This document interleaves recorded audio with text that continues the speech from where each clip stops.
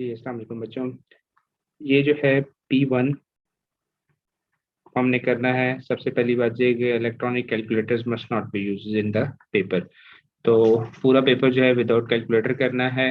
इस चीज़ को ध्यान में रखते हुए आपने करना है ये पेपर। सबसे पहले ये है question number 1, the histogram represent the following information. Frequency density दी हुई है, तो फ्रीक्वेंसी डेंसिटी के मैं साथ साथ आपको रिवीजन टाइप भी करा रहा हूँ। फ्रीक्वेंसी डेंसिटी का फॉर्मूला होता है फ्रीक्वेंसी ओवर क्लास विड्थ।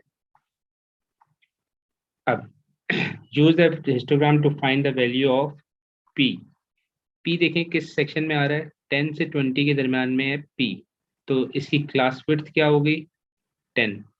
सारे क्लासेस की क्लास विड्थ लिख लें आप पहले, ये 5, ये 5 और ये 50।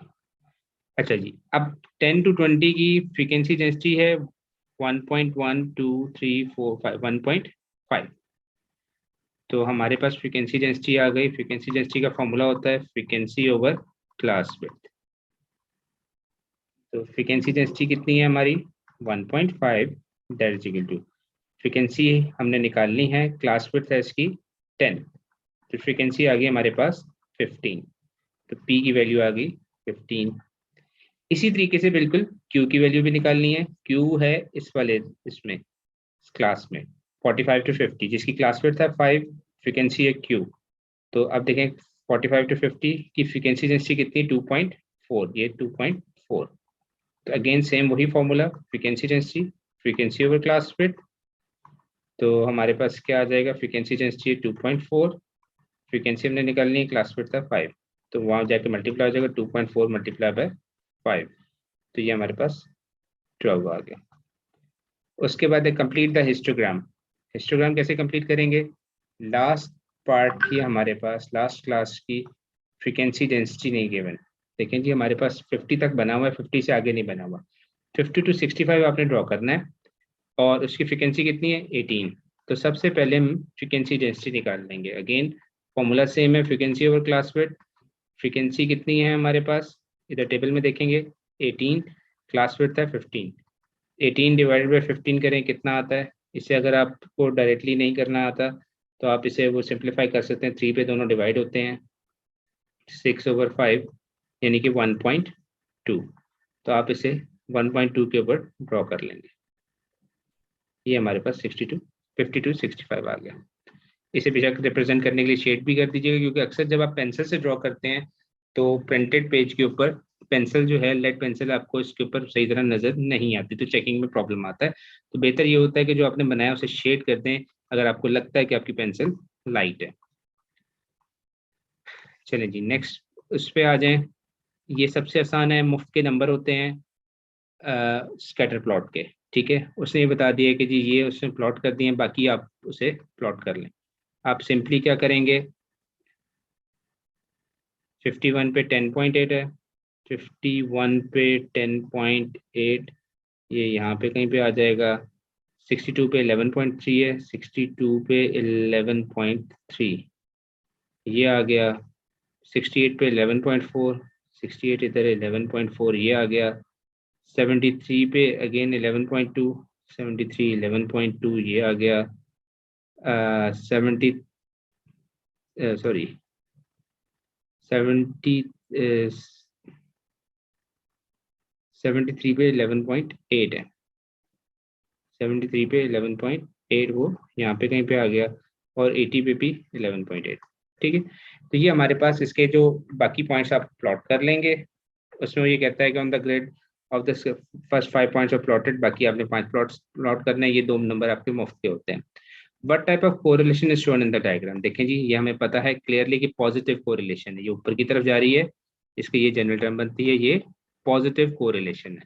तो हम इधर क्या लिखेंगे, पॉजिटिव कोरिलेशन। यहाँ पे मैं बार बार कह रहा हूँ, बच्चे अक्सर गलती करते हैं, स्ट्रॉन्ग और वीक कोरिलेशन लिख देते हैं। Nothing is strong, nothing is weak. Positive correlation का नंबर मिलेगा या नेगेटिव कोरिलेशन का नंबर मिलेगा या नो कोरिलेशन का नंबर मिलेगा। Third part, draw the best fit. अच्छा, बेस्ट फिट ड्रॉ करने के लिए आपको देखिए maximum point on the line, ये रूलर से ड्रॉ कीजिएगा, मैं यहाँ पे ऐसे रफ ड्रॉ कर रहा हूँ आपके लिए। ठीक है, मैक्सिमम पॉइंट एक जनरल ट्रेंड की लाइन आपने ड्रॉ करनी होती है। जितने पॉइंट्स लाइन के ऊपर हो उतने नीचे होने चाहिए, एक रफ सा एस्टिमेट रखना होता है आपने। बच्चे अक्सर इसमें गलती करते हैं। कुछ बच्चे कॉन्सेप्ट ये है कि जी ओरिजिन से पास करना चाहिए, बिल्कुल नहीं, ऐसा कोई रूल नहीं है।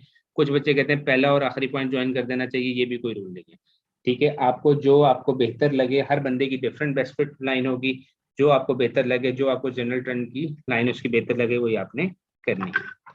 अब इसमें ये कहता है can the scatter diagram use to predict the height of 100 days of the plant. इस डायग्राम को देख के 100 डेज का प्लांट का प्रेडिक्ट कर सकते हैं?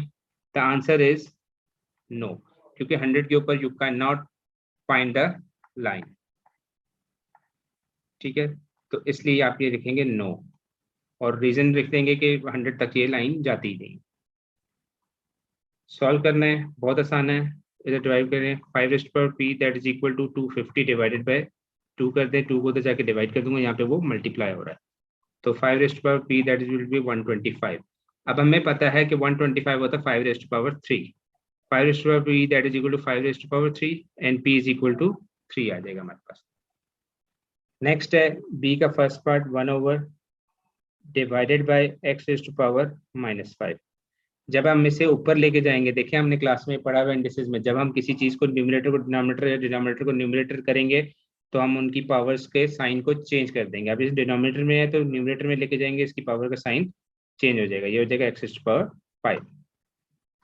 सिंप्लीफाई करना है, 3a/4 डिवीजन है, डिवीजन में मल्टीप्लीकेशन का साइन लग जाता है, डिनोमिनेटर न्यूमरेटर और न्यूमरेटर डिनोमिनेटर में आ जाता है। 4 1 4 4 2 8, 3 1 3 3 3 9, ए से ये कैंसिल हो गया, तो ये हमारे पास आ गया 2/3a। अच्छा, अब यहाँ पे बच्चे कॉमन मिस्टेक क्या करते हैं कि वो a को इसके साथ जनरल करके लिख देते हैं, जो कि गलत है। डिनोमिनेटर में a है तो क्लियरली मेंशन होना चाहिए कि डिनोमिनेटर में a है। नेक्स्ट ये है हमारे पास क्वेश्चन जो है इधर से है स्टैंडर्ड फॉर्म से। सबसे पहले स्पीड दी हुई है 3 × 10⁸ मीटर पर सेकेंड। Calculate the distance travel, time to for the distance travel. Speed का फॉर्मूला होता है डिस्टेंस ओवर टाइम, हमने निकालना है टाइम, तो टाइम आ जाएगा डिस्टेंस ओवर स्पीड। अच्छा, अब डिस्टेंस कितना है 6 किलोमीटर, तो पहले देखो स्पीड हमारे पास है मीटर पर सेकेंड में, तो हम पहले यूनिट सेम करेंगे, डिस्टेंस को भी मीटर्स में लिखेंगे, 6000 मीटर्स डिवाइडेड बाय 3 × 10⁸। अब इनकी डिवीजन मुश्किल है, आप क्या करेंगे, अगर दोनों को स्टैंडर्ड फॉर्म में कर लेंगे तो ज्यादा आसान हो जाएगा। 6 को स्टैंडर्ड फॉर्म में कर रहे हैं, 6 × 10⁻3 हो गया, डिवाइडेड बाय 3 × 10⁸।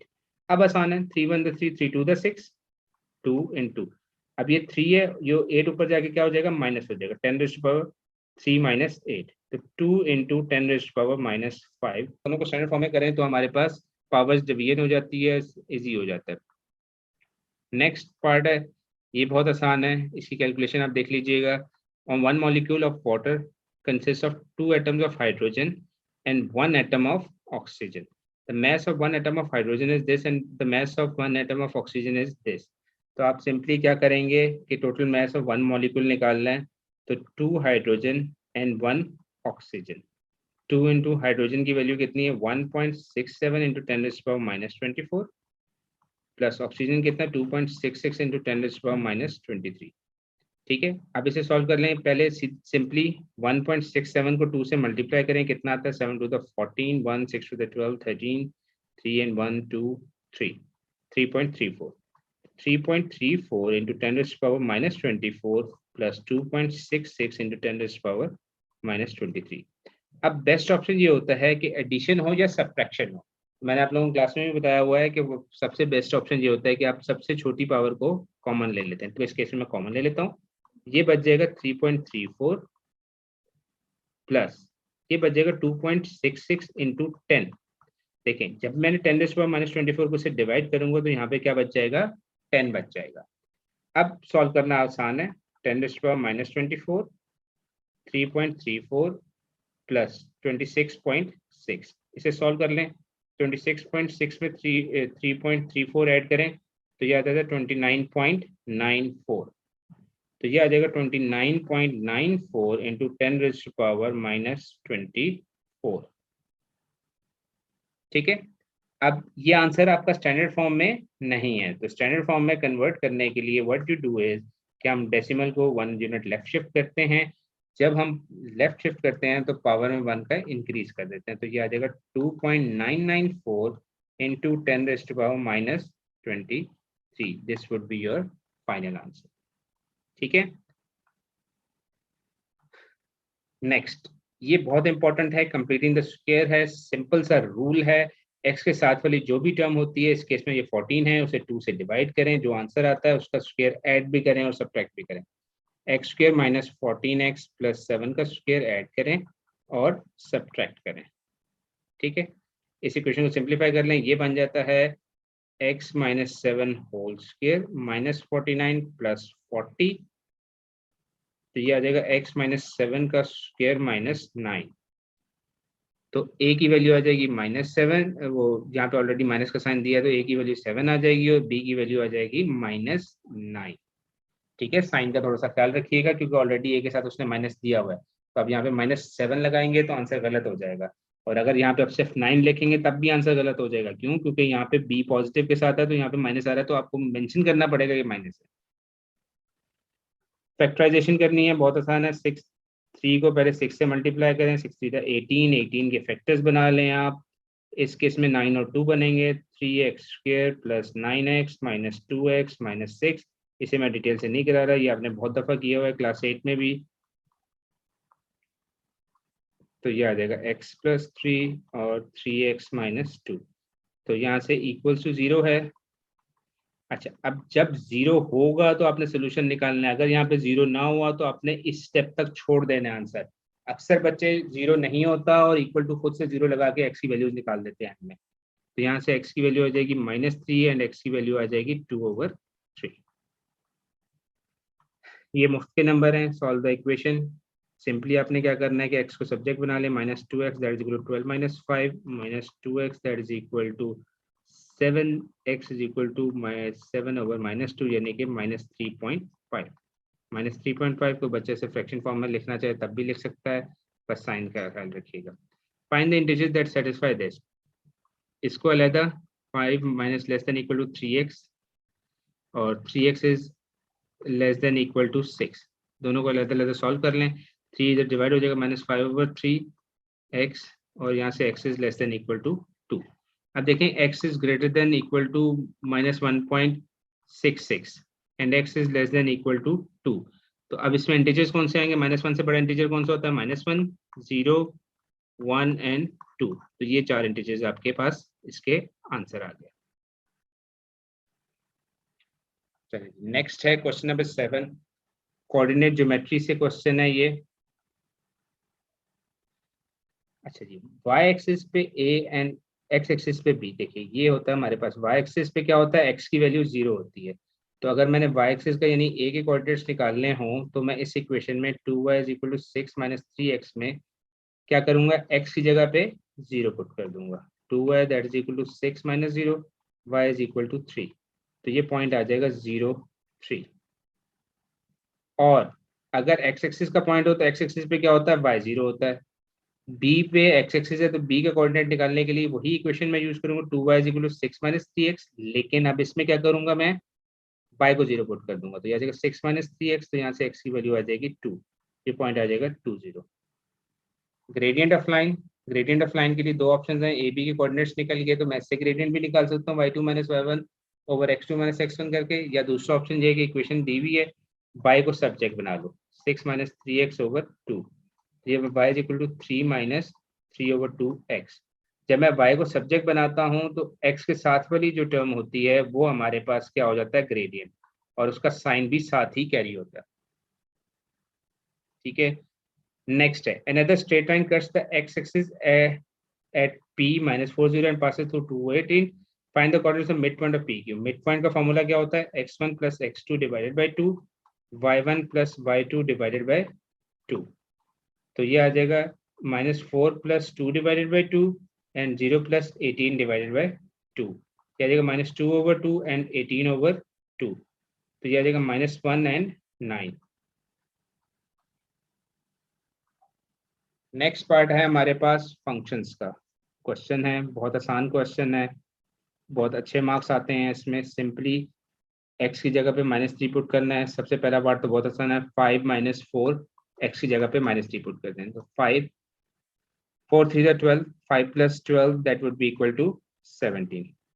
इनवर्स निकालना है, इनवर्स के लिए फंक्शन के साथ y पुट करते हैं, y is equal to 5 - 4x, x को सब्जेक्ट बना लें, 4x that is equal to 5 - y, x is equal to 5 - y over 4। तो f इनवर्स ऑफ x आ जाएगा हमारे पास 5 - x ओवर 4, तो इसका आंसर आ जाएगा 5 - x ओवर 4। दैट्स इट, ये P1 है, बाकी P2 भी आपको जल्द इसके सॉल्यूशंस मिल जाएंगे।